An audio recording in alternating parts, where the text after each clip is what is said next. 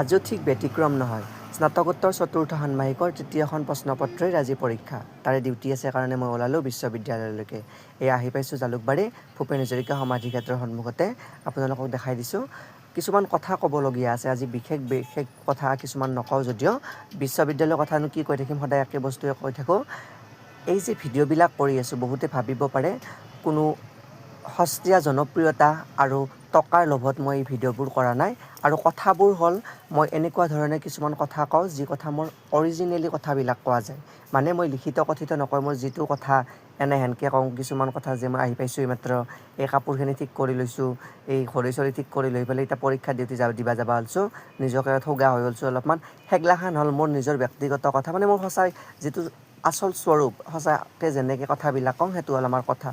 সেই বুলি ভাবি পেলাই বহুতে মোক নাভাবিব যে মই সস্তীয়া জনপ্ৰিয়তাৰ কাৰণে এইগিলাখান কৈছোঁ। বহুতখিনি ব্যস্ততাৰ মাজতো কিছুমান ক্লিপ লৈ পেলাই তাৰমানে এডিটিং কৰি পেলাই মই অলপমান ভিডিঅ'টো কৰি পেলাই মনৰ আনন্দ লওঁ। তাৰমানে আপোনালোককো দেখাওঁ মই কি কৰোঁ, আৰু আপোনালোকেও কেনেহেনকৈ অনুভৱ কৰে মোৰ কথাবিলাক সেইটো দেখাবাচ লগিন চেষ্টা কৰোঁ। তাতে কিছুমানে ভাবে সস্তীয়া জনপ্ৰিয়তাৰ কাৰণে কৈছোঁ, আৰু মোৰ প্ৰফেশ্যনটোৰ পৰা মই আঁতৰি যাই পেলাই এইগিলাখান কৰা নাই, প্ৰফেশ্যনটোৰ লগত আছোঁ। আৰু এইটোই বস্তুৱে মোক প্ৰফেশ্যনটোত কিবা হাৰ্ম কৰিব বুলি আপোনালোকে ভাবে নেকি? মই কিন্তু ভবা নাই। মোৰ যিখিনি কৰণীয় আছে সেইখিনি কৰি আছোঁ আৰু সেইখিনি কৰি থাকিম, আৰু পঢ়াখিনি মই আগবঢ়াই লৈ যাই আছোঁ, আৰু ভিডিঅ' সৰু ক্লিপ কিছুমান লৈ আছোঁ। তাতে যদি কিবা ত্ৰুটি অপৰাধ হৈ যায় আপোনালোকে ক্ষমা কৰিব। ভাল লাগিলে চাব, বেয়া লাগিলে চাব নালাগে, একো উপায় নাই।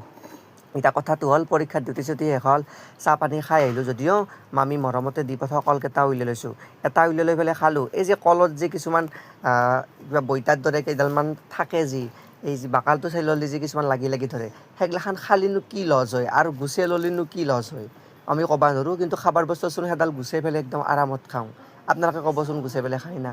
ডিপাৰ্টমেণ্টত কিবা বহী কেইটামান আছিল, সেইগিলাখান ল'লোঁ মই, ঘৰক লৈ আনিব লাগিল। নেটৰ ক্লাছো অলপমান কৰি আছোঁ, অনলাইনত ষ্টুডেণ্ট কিছুমান আছে তেওঁলোকক শিকাৰ কাৰণে ভৰাই লৈছোঁ। পৰীক্ষা ডিউটি চিউটি দিয়া শেষ হ'ল, ডাইৰেক্ট আহি পাইছোঁ ইউনিভাৰ্চিটিৰ বাছখন 3টা বজাত 87 বইজ হোষ্টেলৰ সন্মুখত। এয়া বাছত বহি লৈছোঁ। আজি একেবাৰে ক'লা হৈ আহিছোঁ, বতৰো সিমান ঠিক বয়াও নহয় ভালো নহয়, গৰম আছে যদিও অলপমান মেঘি কৰিছে, তথাপিতো ঘামটো আছেই, প্ৰেছাৰ চেঁচাৰ নাই দিয়ক, তথাপিতো আছোঁ এনেকৈ। তাৰপিছত জংঘলৰ মাজত হয়তো বাছখন যাবৰ পৰ নাই, যিহেতু এই আকাণ্ডালৰ তলত বহি পেলাই দুটামান লেকচাৰ দিলোঁ জীৱন সম্পৰ্কে, আৰু কিন্তু ভইচটো কমাই দিছোঁ। তাৰপিছতে যাত্ৰা আৰম্ভ হ'ল, বসন্তীখন চলিল লখৰালৈকে। এয়া খিৰিকীৰ কান্ধাত বহি পেলাই মেকুৰীৰ দৰে গলটো কমলাই দি পেলাই পূৰা টোপনি মাৰি লখৰালৈকে যাব ওলছোঁ। এনেকৈ টোপনি মাৰি যাই পেলাই বৰ ভাল লাগে। সঁচাকৈ কৈছোঁ দিয়ক, আপোনালোকে ভাল পাইছে বেয়া পাইছে মই নাজানো, মোৰ কথা কিন্তু এনেহেনে, যিহেতু বাক্সা জিলাৰ মানুহ, বৰমাৰ মানুহ, মোৰ কথাবিলাক এনেহেনে লিখিত কথিত দুয়োবিধ জানো যদিও এনেকৈ কথা কৈ ভাল লাগে।